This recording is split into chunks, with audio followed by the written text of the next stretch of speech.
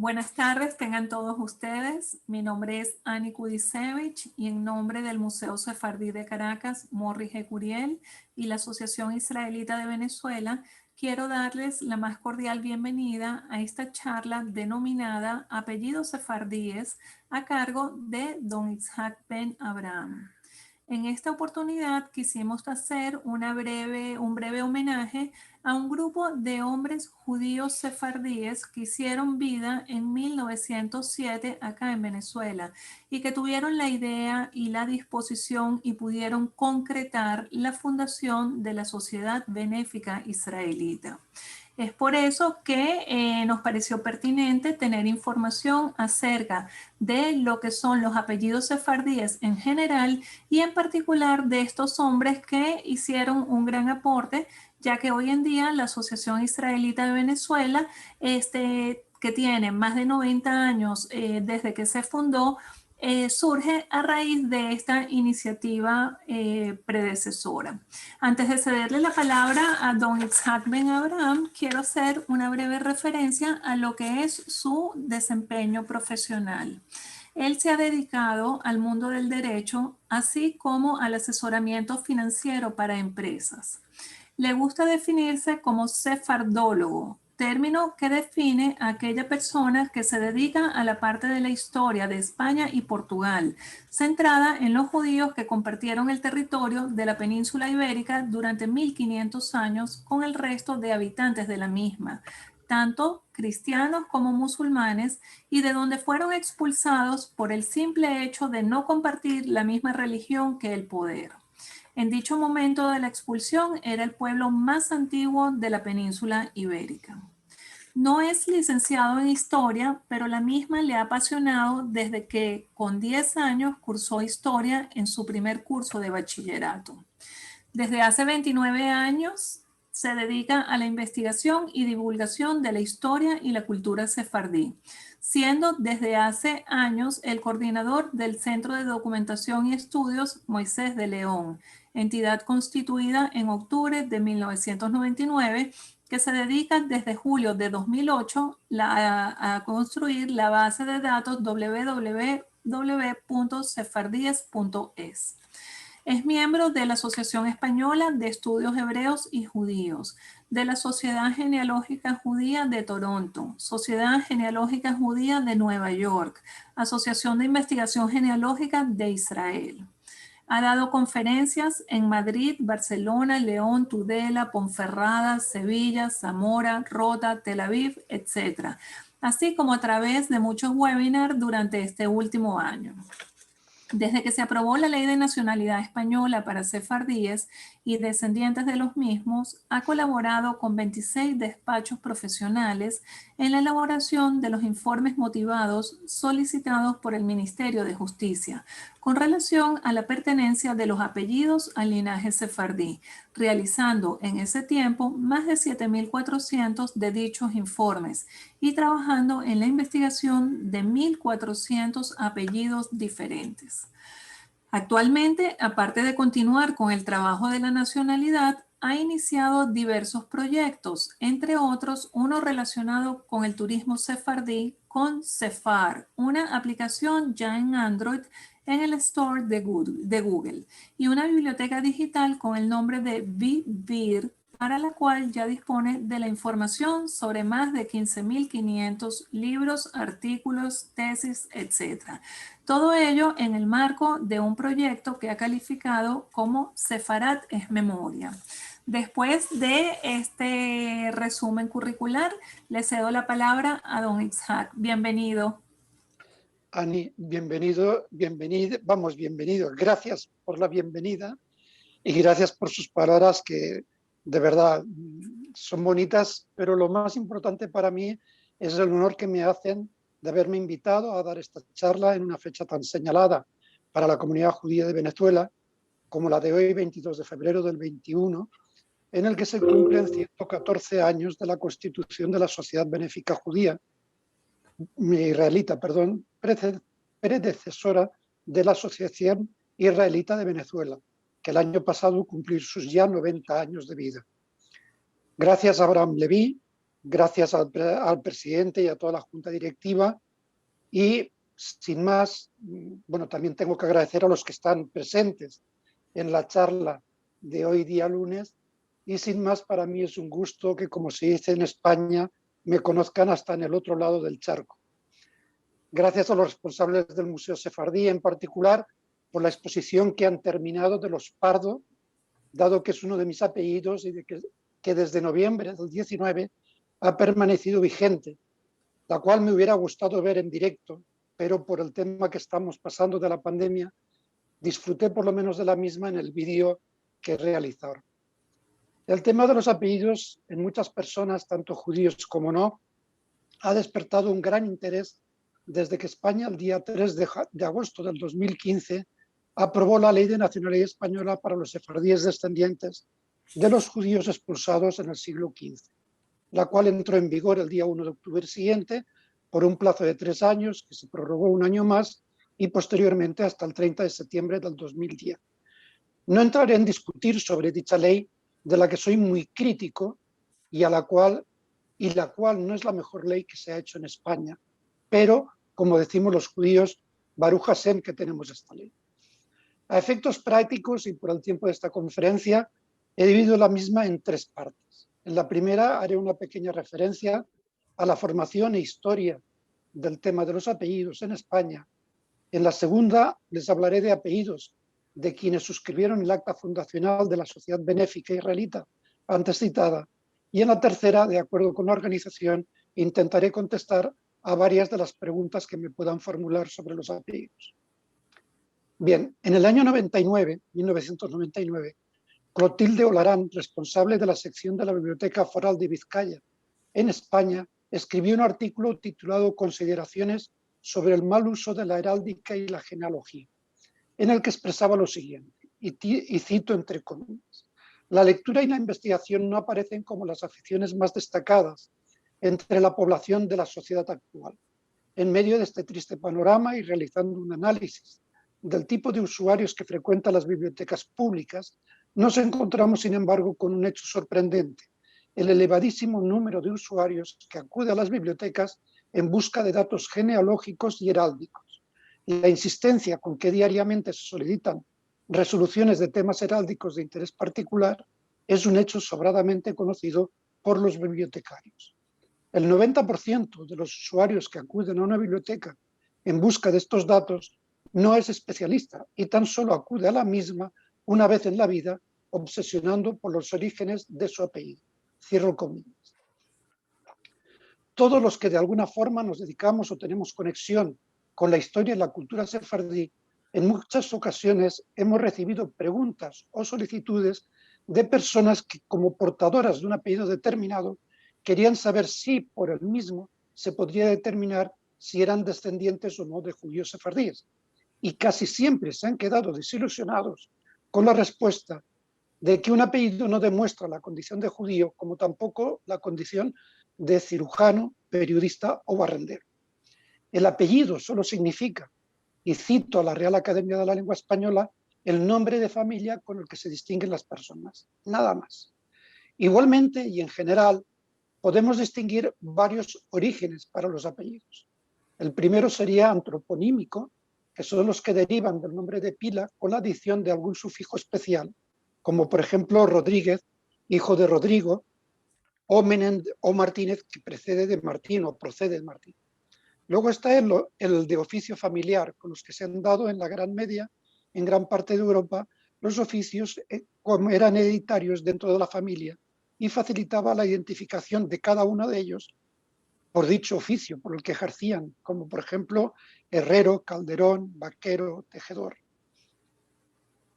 Tercero, es por una característica física, por el color del cabello o otra cosa notoria, rubio, calvo, bermejo, pardo. Luego está el origen toponímico, asociado a los gentilicios que designan el origen de una determinada familia en un lugar ya conocido, como por ejemplo Ávila, Toledano, Sevilla, Zamora. Estas categorías, por supuesto, no agotan todas las posibilidades, pero la gran mayoría de los apellidos pertenecen a alguna de ellas.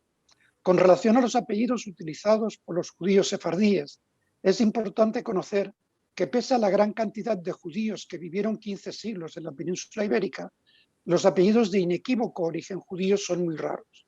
Es un mito muy extendido, sobre todo en España e Hispanoamérica, el que existen apellidos sefardíes concretos. Más bien, por obvia presión social y para rehuir toda persecución, los judíos, y de forma importante los judeoconversos o criptojudíos, asumieron apellidos de todo tipo para disimular su origen y han preferido los de menor identificación judía, lo que hace necesario en muchas ocasiones un estudio documental muy meticuloso. En palabras del genealogista Manuel Trujillo Vergés, en su artículo publicado el 6 de marzo del 2009, titulado Mitos genealógicos, los apellidos judíos, dice, y también abro comillas, que para algunos son apellidos de origen judío todos los apellidos de tipo toponímico o gentilicio, para otros todos los apellidos de tipo patronímico, para otros todos aquellos que se refieren a un oficio, para otros todos aquellos que comportan un nombre de santo o advocación mariana, y para otros lo son todos los relativos a plantas y animales. Vamos, que según estas leyendas urbanas, evidentemente, todas ellas falsas, son de origen judío prácticamente todos y cada uno de los apellidos de España, ya que si nos fijamos, acabo de enumerar prácticamente a la totalidad de los tipos en los que suele clasificarse los apellidos. Cierro comillas.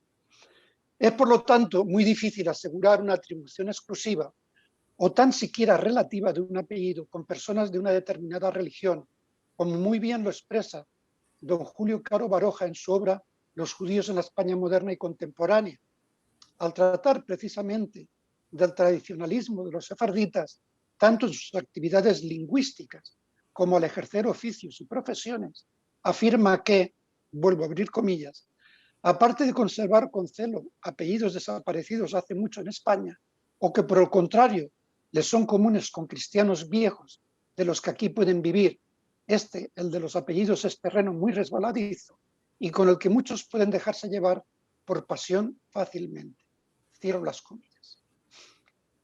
Antes hemos dicho que básicamente no existen apellidos sefardíes. Eso quiere decir que algunos sí podrían ser apellidos de origen sefardí. Y ello también es verdad, pero en un número muy pequeño, y serían apellidos como los que cito a continuación. Abad deriva de padre, se usa también en relación a Dios, Abba, y también es el acrónimo o abreviatura de Ad-Beddin, que hace referencia al título que ostentaba el rabino que presidía el tribunal rabínico religioso creado para dirimir conflictos de relevancia en las comunidades judías. De este apellido hay muchos derivados como Abaens, Abadí, Abadía, Abadías, Abatu, todos ellos utilizados por sefardíes o descendientes de sefardíes. Arias es otro de los apellidos. En este caso deriva del nombre de Uría, el marido de Betsabé, la bella mujer de la que se enamoró el rey David. Otro apellido es Verdugo, con B o B alta, que es el apellido usado todavía en España con el significado de brote o retoño, y es traducción del nombre hebreo Zemá, que se daba a los recién nacidos y que se refiere al brote de una rama nueva en un árbol, y se daba, como he dicho, a los recién nacidos varones casi siempre cuando su llegada tenía lugar después de haber fallecido un hermano, con la esperanza de verles crecer y prosperar como el brote de un árbol. Es también el nombre de un río, el Verdugo, en este caso con B baja o V, que nace en la aldea de Cernadero, en Pontevedra, en la Galicia española, y que desemboca en Ponte Sampaio, en la ría de Vigo. Derivado también de Zemá, en el siglo XIII en España aparecen Astruc, Astrucet, Astruch, Astruj, Astruga, Astrugo, Astrugono, Bonardut, Bonastruc, Crescas, Cresques, Cresquez con Z, se puede también encontrar con la grafía Virdugo. Astruc podría también derivar del catalán Bonastre, originario del lugar de este nombre en la provincia de Tarragona. Todos estos derivados y apellidos a veces también los encontramos como nombres. Otro apellido que es claramente sefardí es Buendía. Es uno al que yo le tengo mucho cariño porque es la traducción de Yom Tov. Y se utilizaba el Yom Tov, se utilizaba ya en época de los macabeos para distinguir el día festivo o feriado del día, vamos a llamarle, normal. Y se incorporó posteriormente al lenguaje habitual de saludo mañanero. En España es muy difícil que encontremos personas que al saludarnos nos digan buen día, buena tarde, buena noche. Siempre se dice en plural. Por eso el utilizarlo en singular, siendo la traducción de Yom Tov, fue una especie de técnica encubierta de los judeoconversos o criptojudíos para reconocerse cuando se encontraban. Hay otro apellido que es Chayo.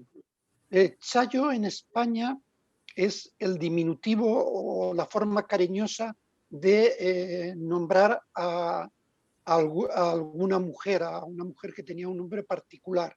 Pero en el caso de los sefardíes, deriva por deformación del nombre hebreo de Yesiyahu, que sería el español Isaías, que se forma a través de Yesiyahu, Isayo y Chayo. Encontramos otro, también es Macías, que este casi no merece explicación porque todos sabemos que deriva de Masías o el Mesías. Hay otro que es Malcá, también le tengo mucho cariño. Este es un apellido que merece una explicación. Técnicamente pertenece al fenómeno lingüístico conocido como homofonía y que consiste en que dos palabras de campos semánticos diferentes coinciden en la forma externa, es decir, que dos palabras de distinta significación u origen suenan de igual modo o incluso se escriben igual. Malcá, en hebreo, cuando lo utilizamos como nombre, es un nombre femenino con el significado de reina. Es el femenino de Melech, rey. Pero cuando se utiliza como apellido, es un toponímico que se refiere a Málaga. Es decir, que la persona o había nacido o había vivido o descendía de alguien que había estado relacionado con la ciudad de Málaga. Y es el nombre que los filisteos dieron al nombre de la ciudad de Málaga antiguamente como Malcá.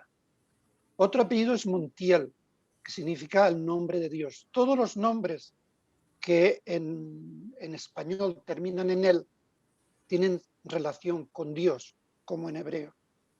Hay otro apellido que es muy curioso, que es obediente. No es lo que no significa o no es lo que significa o no significa lo que es. Es muy curioso. Obediente es un enmascaramiento gráfico del apellido abudiente, ya utilizado por los judíos sefardíes en España antes de la expulsión, y hasta en el siglo XVII lo podemos encontrar entre los sefarditas de Ámsterdam y Holanda. Es un adjetivo y forma parte de la familia de atributos físicos y morales utilizados por judeoconversos o criptojudíos con el mismo origen, como podrían ser amador, calvo, caro, franco, hermoso, delgado, maduro, rubio, pinto, amado, rojas, moreno, pardo, seco, etc. Hay muchísimos, todos ellos utilizados por sefardíes o sus descendientes. Otro apellido es Ortiz, que significa luz de la tierra. Or es luz y la terminación es Z, en este caso I, Z, es tierra, luz de la tierra. El último de los que tenemos así bien determinados, que proceden del hebreo y por lo tanto podríamos considerar que son apellidos sefardíes, es Santos, que es un antiguo apellido muy frecuente en España, utilizado por judíos ya, por supuesto, antes de la expulsión de 1492, y que procede, o es la traducción del hebreo Shem Tov, con el nombre de con el significado de buen nombre. El significado de buen nombre, pues al final se termina traduciendo por santo. También se encuentra entre los judíos de Portugal y desde donde pasó al continente americano. Entre los judeoconversos y criptojudíos que se quedaron en España y Portugal, muchos de ellos con este apellido, Santos, sufrieron los rigores de la Inquisición. Entra en composición con otros apellidos, como Ribeiro dos Santos, López dos Santos, Santos Bicudo, Santos Matiazo, Santos Ramírez, Santos Silva, Villarreal Santos, todos ellos, siempre a los que me refiero, han sido utilizados por sefardíes o por sus descendientes. En España, aunque es asumido como histórico el uso de los dos apellidos, el primero del padre y el segundo de la madre, hasta principios del siglo XIX no se formula la propuesta para el registro civil de usar los dos apellidos, siendo la primera norma que entró en vigor la relativa al uso en cartas postales por los manuales de 1833. Y hasta el Código Civil de 1889 no se contempla el derecho al uso de apellido paterno y materno de los hijos legítimos. Es una real orden nada menos que de principios del siglo XX, en 1903, en la que se exhorta a los funcionarios del registro civil a anotar con dos apellidos a los hijos de padres desconocidos para que no se diferencien de los demás. Es decir, aún en dicho año de 1903, ninguna ley obligaba a que todos los españoles llevaran dos apellidos. Tan solo era una costumbre. Es por ello que tanto historiadores como genealogistas afirman que hubo una libertad total o realmente una auténtica anarquía de los apellidos desde que estos surgen hasta el siglo XIX en España. Durante la época medieval y moderna hubo, por tanto, en Castilla como en Hispanoamérica, una total libertad a la hora de escoger nombres y apellidos. Cada cual se llamaba según y como quería, cambiando de nombre y especialmente de apellido en el momento y cuantas veces se le antojaba. Había hermanos que se apellidaban de forma distinta, padres e hijos que tenían apellidos diferentes unos de otros. Esta situación, desde luego, era criticada por los contemporáneos, quienes lamentaban no poder saber quién era quién o de qué familia venía.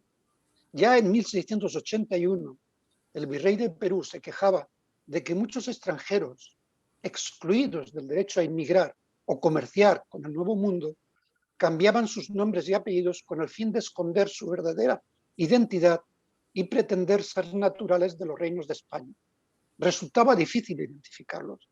Bajo circunstancias normales, dijo el virrey, el nombre indicaría la patria, de dónde venía. Quien quería disimular su patria cambiaba de nombre. Y el cónsul de Lima, o el consulado, mejor dicho, de Lima, opinaba de la misma forma. En 1761, los oficiales de este consulado apuntaban a que en América los extranjeros se dividían entre franceses expresos y franceses simulados, ingleses expresos e ingleses simulados en irlandeses, portugueses y portugueses simulados en gallegos. Un lío. En la mayoría de los casos, esta simulación se conseguía mediante la castellanización del apellido. En los sefardíes el apellido sirve muchas veces, no siempre, para ver la historia del pueblo judío con relación a la forma en que han tenido que ir de exilio en exilio para poder salvar su vida. Hay un caso para que veamos cómo son los apellidos usados, utilizados por sefardíes, muy curioso, y es el de Jeremías Guzmański, nacido en Polonia. Cuando los nazis invadieron su patria el día 1 de septiembre del 39, él recién acababa de licenciarse en medicina por la Universidad de Varsovia. Logró escapar de un campo de concentración, cruzar el Mediterráneo y consiguió instalar un consultorio médico en Alejandría, en Egipto. Cuando se dio la guerra de independencia de Israel, tomó un barco panameño que lo llevó a Cartagena de Indias, en Colombia. Desde allí, y a lomos de un burro, cruzó los Andes para llegar a Bolivia, en cuya capital, La Paz, se dedicó a vender plátanos. Y lo hizo tan bien que en poco tiempo ganó el dinero suficiente para emigrar, para marcharse a Nueva York y establecer un consultorio médico en Harlem. Bueno, dirán, ¿y qué tiene que ver este personaje con los sefardíes? Pues lo curioso es que desde pequeño hablaba judeo-español, con rasgos polacos. Sus padres eran sefardíes. Llegamos a todas partes. Los sefardíes estamos en todas partes.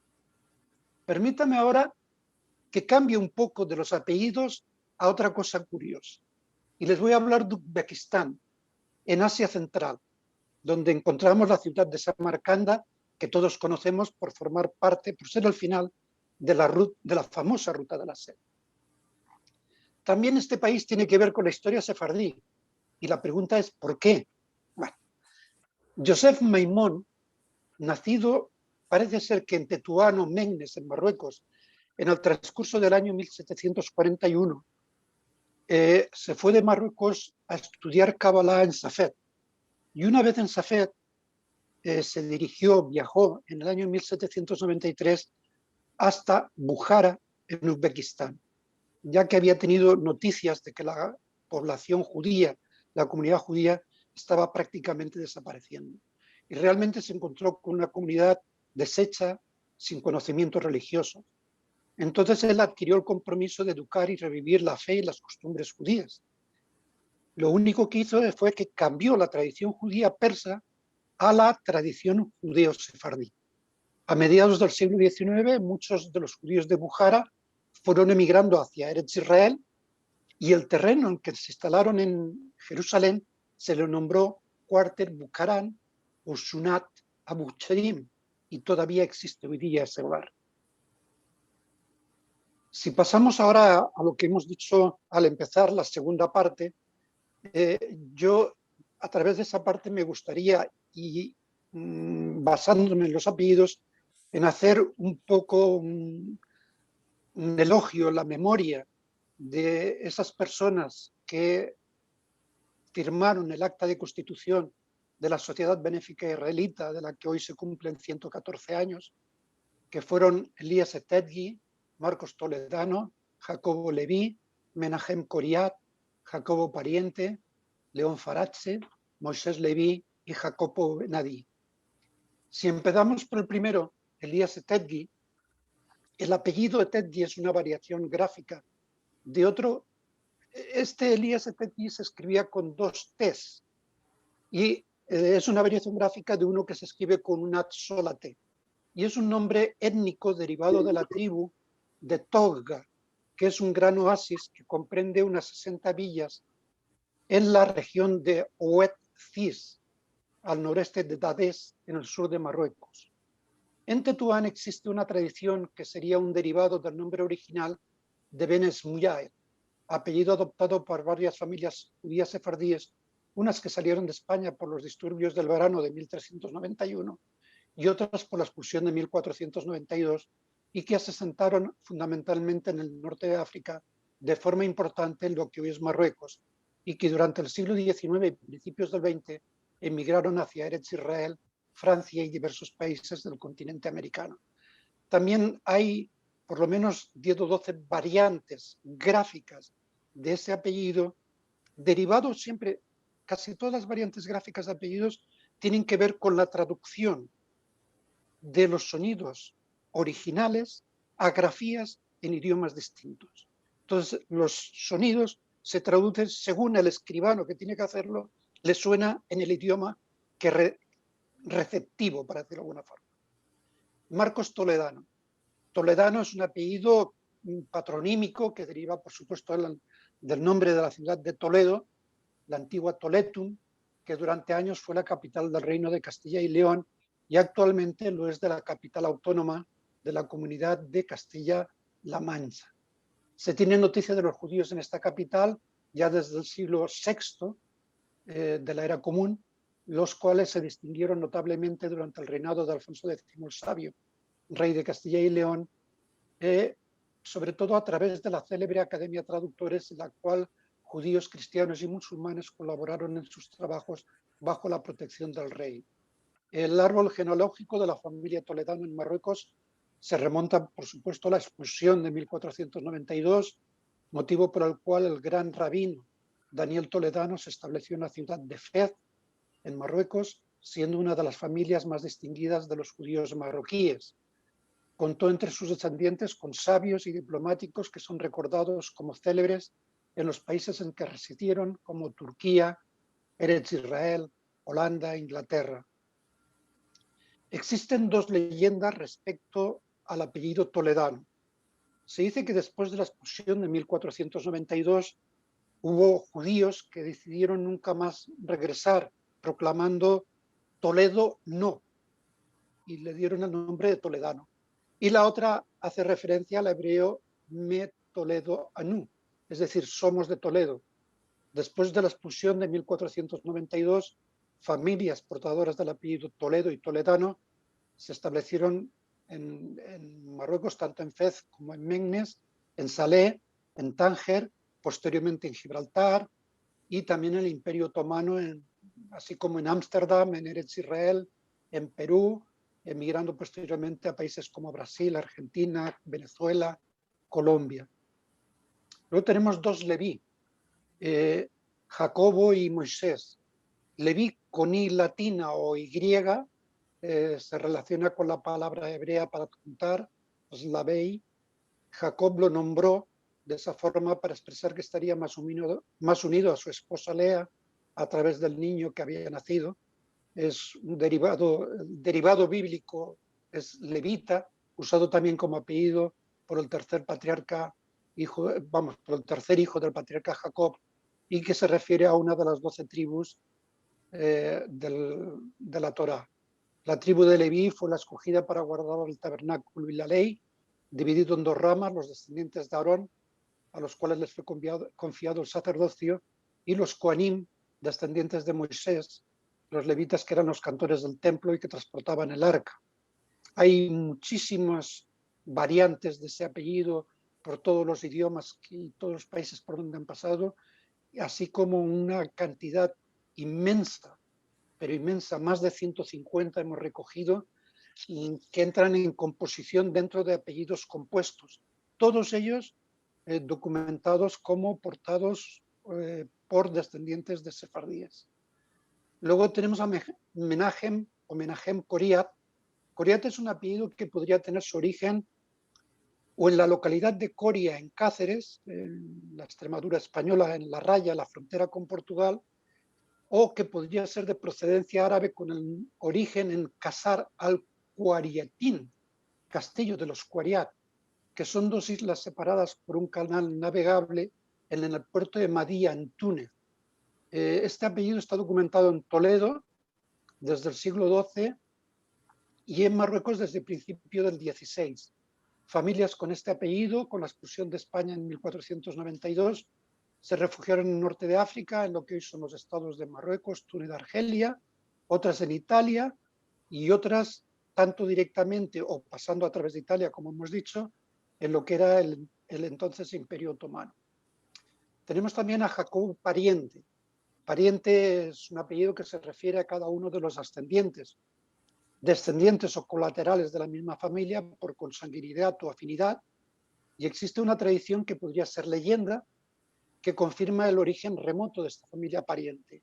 Una de las familias con este nombre, residente en Tetuán y Marruecos, poseía un documento reconocido por los rabinos Semtop Ben Darmon, Mosé Acohen, Ayim Bibas, Mimon Azulay, que fue legalizado en 1815 por los grandes rabinos de Livorno, en Italia, Selemó Ayim Meloch y Menajé Padova e Isaac Cardozo, según el cual un cierto rabino Jacob Pariente, célebre por su ciencia y su poder, reinó en época preislámica en el Rif, región marroquí que había adoptado su nombre con el acrónimo de sus iniciales, Rabí Jacob Pariente. Esta tradición refleja sin duda la existencia de la muy antigua presencia judía en el hoy territorio marroquí. Otra tradición entre los habitantes de Ifrán o Ifrane, en el Atlas Medio, también en Marruecos, hacen constar al respecto de sus orígenes, relatado por el rabino Jacob Mosé Toledano en su libro Nera Amarat, que ellos creen que sus antepasados se establecieron en la zona como consecuencia del exilio de las 10 tribus en el siglo VII antes de la era común, pretendiendo que después de varios siglos consiguieron crear un vasto reino y dominar a los pueblos que habitaban aquellas regiones, siendo el primero de sus reyes Abraham Efrati, de la tribu de Efraín, y todos sus sucesores pertenecían a su descendencia y usaban el mismo nombre de la familia Efratim. Con ocasión de la inauguración del segundo templo en Jerusalén, fueron invitados por el profeta Esdras a dicha inauguración. Y el hecho de no atender esta invitación fue la causa, según dice la leyenda, de su decadencia, por lo que su reino comenzó a debilitarse y fueron conquistados por sus enemigos, que los dispersaron y les obligaron a cambiar su nombre Efrati por el de Aferiat, que fue usado por sus descendientes. También existen muchas variantes. Encontramos la familia Afriat, se encuentra vinculada a un trágico acontecimiento sucedido en 1775, en el cual desde Sut el-Kemis hasta Búquer, todos los judíos que allí se encontraban, a excepción de los que pudieron huir, por supuesto, fueron capturados por el bandido Bu al-Asa, encadenados y arrastrados descalzos hasta Imstapen, en la tribu de los Ait Ba'amran, entre Wet Nun y Ufran, resistieron con entereza ante la alternativa de convertirse al Islam o sufrir el martirio, siendo quemados vivos en una gran hoguera encendida en el llano de Tuismej. Sus restos fueron recogidos días después por sus correligionarios, que a escondidos los trasladaron a Ufran, donde fueron enterrados en las tumbas de sus antepasados con grandes honras rendidas por los judíos que pudieron acudir. Entre los 50 Nisrafim quemados, mártires del fuego, figuran entre otros miembros de las familias Afriat, Nufu, Esriki, Esebaj, Amselem y otras. Es posible que el origen de Aferiat sea bereber, con el significado de pestillo, pudiendo ser el nombre o el apodo de quien ejerce la profesión o ejercía la profesión de cerrajero. Tenemos posteriormente a León Farache. El apellido Farache es un apellido de varias familias sefardíes cuyo origen no está claro. Podría ser la localidad de Fraga, en Huesca, en Aragón, aquí en España, y que ya se utilizaba antes de la expulsión de 1492. Según el investigador Guggenheim, el origen proviene del árabe Farache, que dependiendo de dónde residió la familia, tomó distintas formas gráficas como Farachi, Faradji, Faraje, un montón de diferentes grafías. Expulsados los judíos de España en 1492 y posteriormente de Portugal en el 4 años después, en 1496, varias familias con este apellido se refugiaron en el norte de África, territorios que conforman Marruecos, Túnez y Argelia, y en el Imperio Otomano, hoy Turquía, Grecia, Siria, Egipto, así como también Macedonia. También hay un montón de variantes utilizadas dependiendo del idioma con el que se escribieran o del lugar donde fueran a residir familias con este apellido. Y por último tenemos a Jacobo Benadí.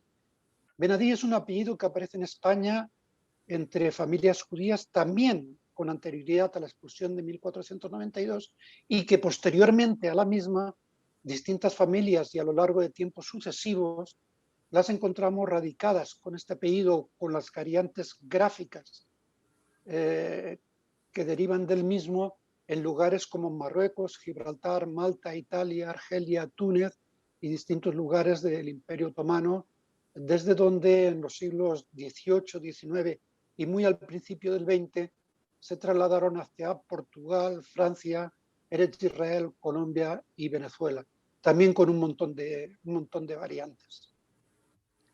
Ani, yo creo que hasta aquí más o menos la exposición, si me permite, no sé si ha quedado muy clara, pero es lo que he podido hacer y ahora daría paso a las preguntas que tuviera registradas.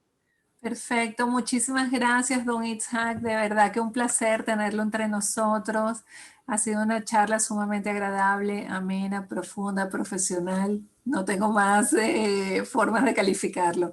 De verdad que Gracias, muy Ani. agradecida.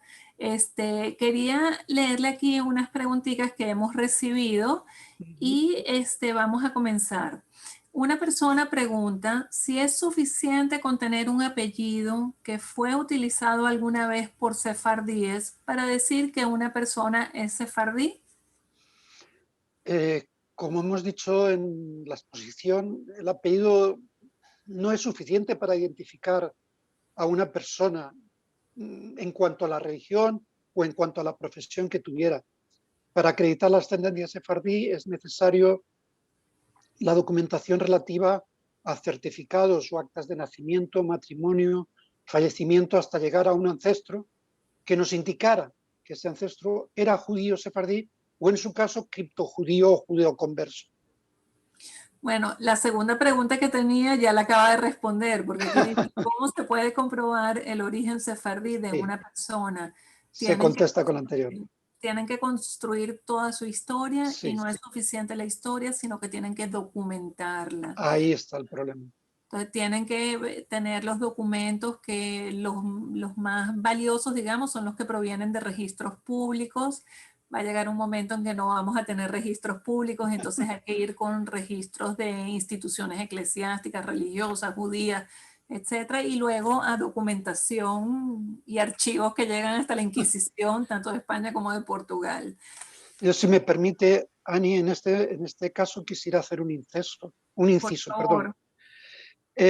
Una cosa es documentar eh, un uso de un apellido para conseguir la nacionalidad y otra cosa son aquellos datos, sobre todo familiares, que nos permitirían particularmente eh, acreditar o sugerir que podíamos ser descendientes de judíos. Hay muchas cosas. Por ejemplo, el limpiar la casa el viernes, el encender una o dos velas es el mismo viernes, el tapar los espejos cuando se produce el fallecimiento de alguien, el, en ese caso también tirar el agua que pudiera haber en la casa. Hay una serie de detalles que se están dando, sobre todo en España, yo conozco muchos, al hablar con gente y que dice, es que mi abuela los viernes encendía velas y nadie sabía por qué era. Bueno, pues ya eso te da que pensar. Eso es un gran indicio, ¿no? Sí, Tenemos otra interrogante. Una persona ajá. dice, si existe algún apellido sefardí originario de Marruecos que no tenga raíces en Israel o España. Vamos a ver, los apellidos sefardíes en principio tienen su origen en judíos nacidos o descendientes de aquellos que residieron en España y Portugal. Por lo tanto, habría que investigar si el apellido usado en Marruecos corresponde o ha sido utilizado por judíos que residieron anteriormente en la península ibérica. Eh, Eso es para investigación. Como decimos a veces, esto es para nota. Perfecto. Y bueno, y ya como para finalizar, muchas personas preguntaron acerca de apellidos particulares.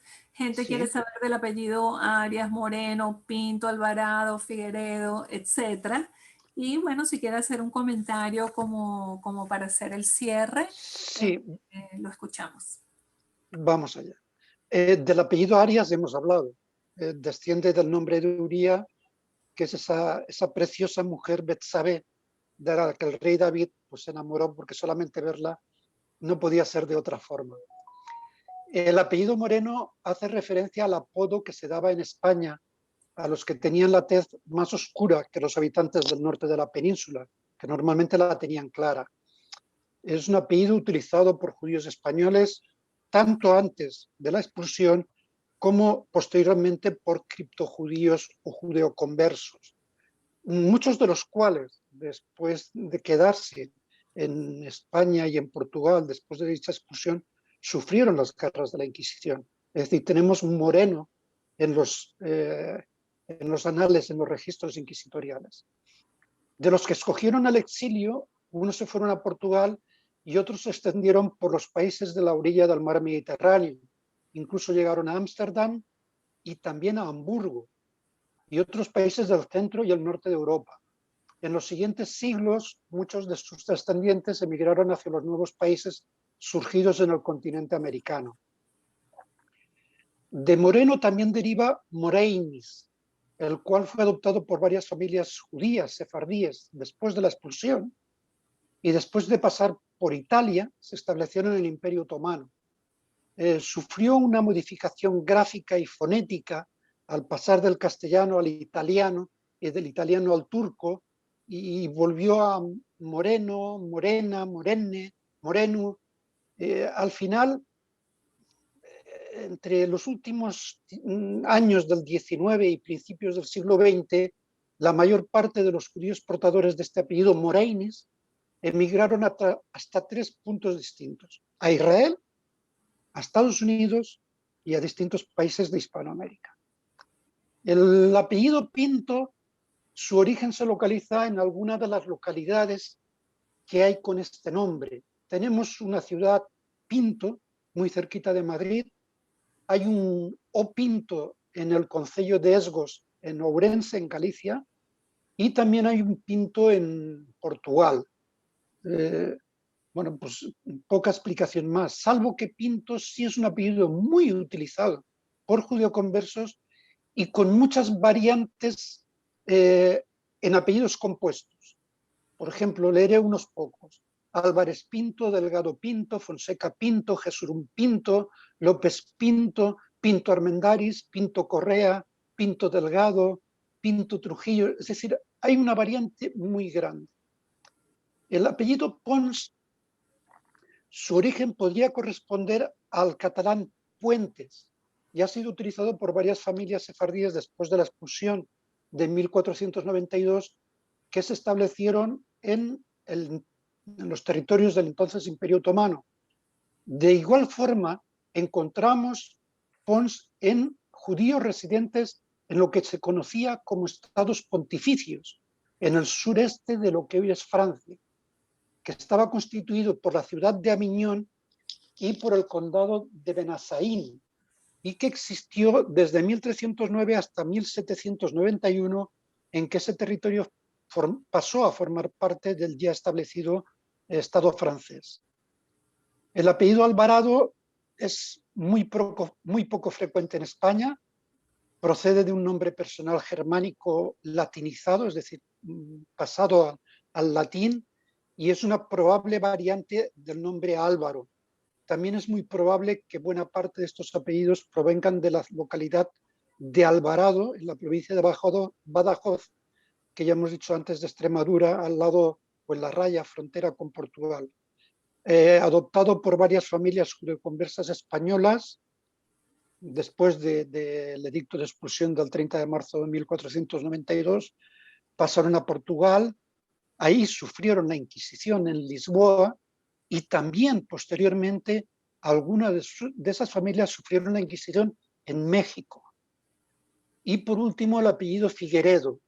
Es un apellido cuyo origen se encuentra en diferentes territorios de la península ibérica, entre ellos Asturias y Galicia, de España, así como también en Portugal.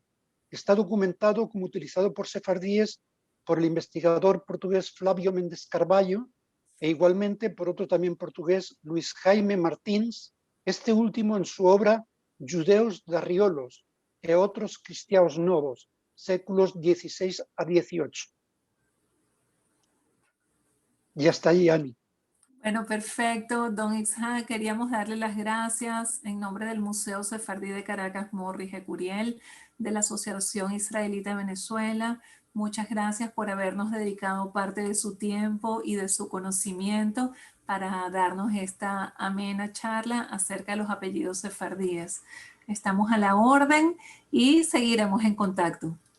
Permítame, para despedirme, Ani, darle las gracias por la acogida que he tenido, por las facilidades tecnológicas, a pesar de lo que hemos sufrido un poco, y por la posibilidad de transmitir parte de unos pequeños conocimientos que tengo, y sobre todo lo importante es si pueden servir para que gente se reencuentre con ese pasado judío o con esos familiares de los que no había oído nunca hablar y que ahora los puede rescatar. Eso es lo más bonito de todo. Muchas gracias, Ani.